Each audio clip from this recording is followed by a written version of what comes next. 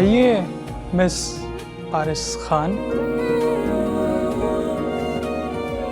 Life तो आप और भी ज्यादा हसीन लगती हैं। Hello mister Jain. सारी बातें यहीं कर लेंगे या बैठने के लिए भी कहेंगे? प्लीज तशरीफ रखिए।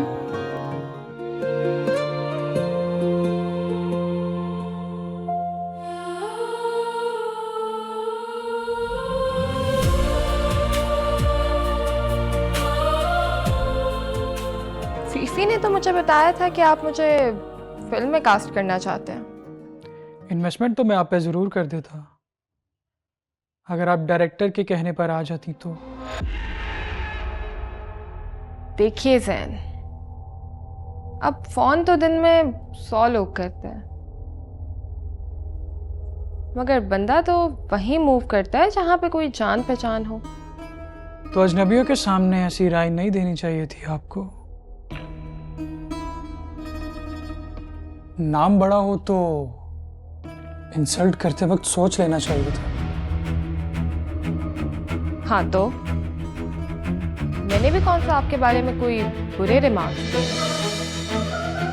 छिछोरा हूं, शो ऑफ करता,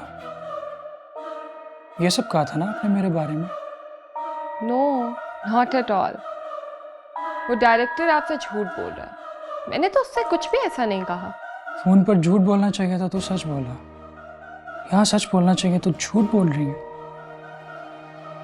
आप कैसे कह सकते हैं कि वो सब बातें मैंने कही हैं उस डायरेक्टर से?